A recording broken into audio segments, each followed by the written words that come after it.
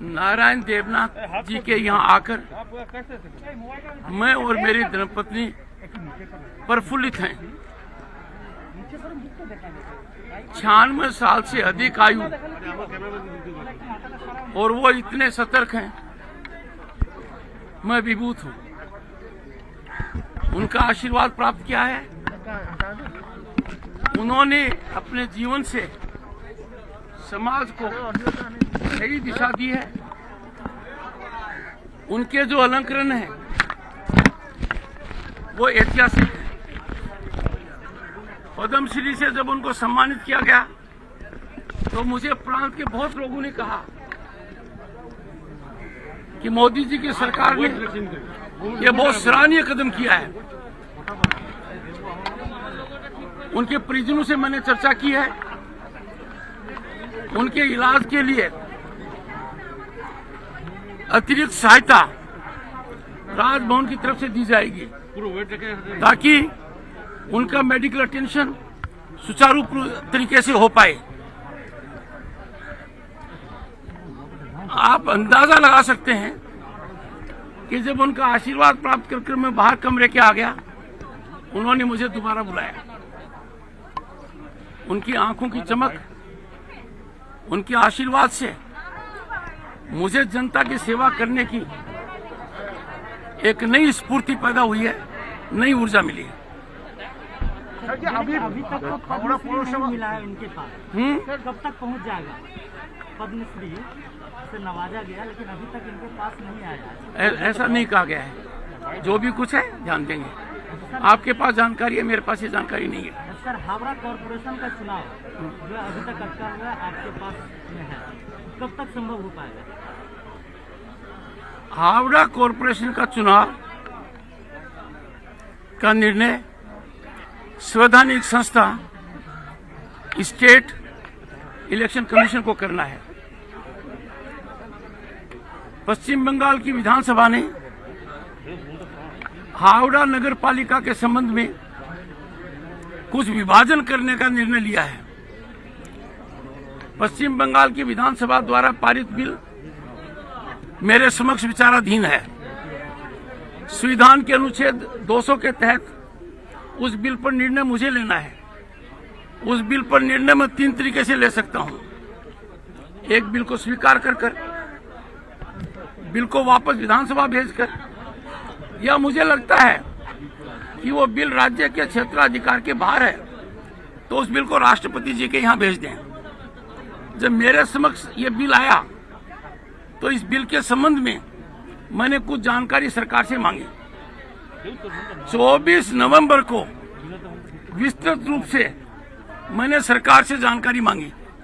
वो जानकारी 24 नवंबर से आज तक नहीं है।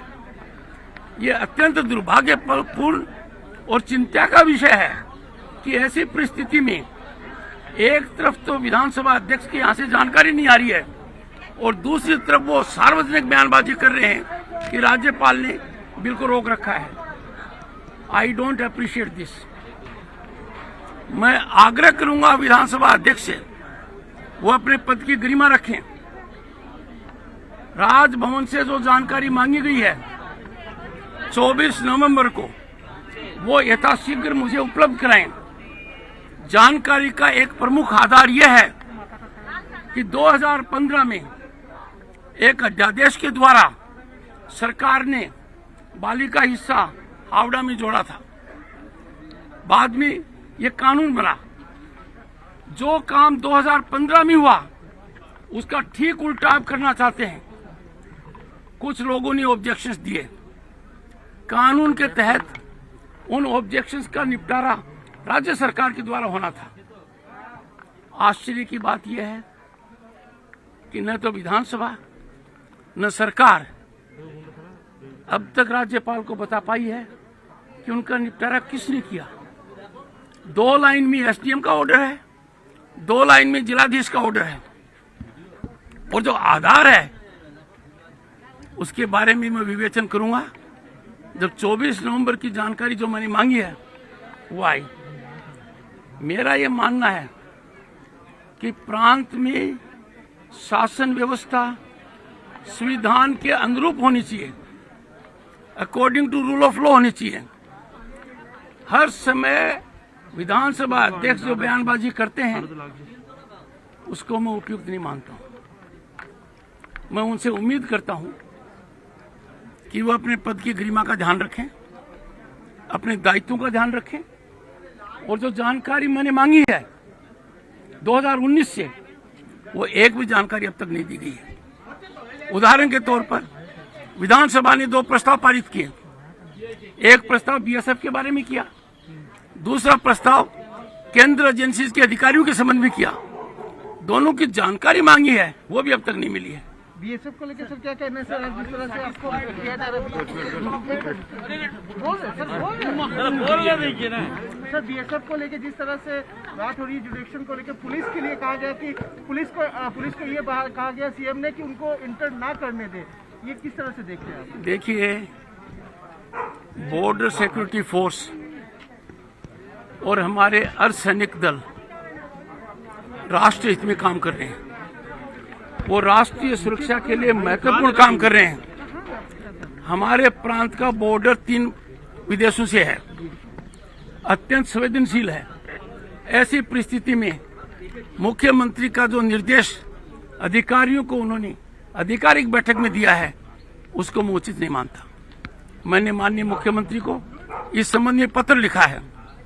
जब विधिवत रूप से कार्य क्षेत्र बीएसएफ का 50 किलोमीटर कर दिया, तो मुझे समझ में नहीं आता किस आधार पर माननीय मुख्यमंत्री 15 किलोमीटर की बात करती है। माननीय मुख्यमंत्री की शपथ है, वो संविधान और कानून के अनुरूप काम करेंगे। आवश्यकता है सामंजस्य की, आवश्यकता है स्थानीय प्रशासन, पुलिस और बीएसएफ मिलकर काम करें, राष्ट्रीय हित में काम करें। पता नहीं क्यों माननीय मुख्यमंत्री एक टकराव की स्थिति पैदा करना चाहती हैं। मेरा उनसे विनम्र आग्रह है, मेरा उनसे प्रार्थना है कि कानून के दायरे में रहकर ऐसी स्थिति पैदा करें कि बीएसएफ और स्थानीय प्रशासन मिलकर काम करें। हमारे इस बॉर्डरिंग डिस्ट्रिक्ट्स में जो अपराध होते हैं, अपराध का एक एंगल फाइनेंशियल भी है, उस पर अंकुश तभी लगेगा जब सब एजेंसी मिलकर एक साथ इस प्रकार के तत्वों पर अंकुश लगाएंगे, उन पर कुठाराघात करेंगे। मुझे उम्मीद है और मैं प्रयासरत हूं कि बीएसएफ की एक्टिविटीज में किसी प्रकार की कमी नहीं आनी चाहिए, और राज्य सरकार इस बारे में सकारात्मक रवैया अपनाएगी। ये मेरा उनसे अनुरोध भी है और कानूनन ये आवश्यक भी है।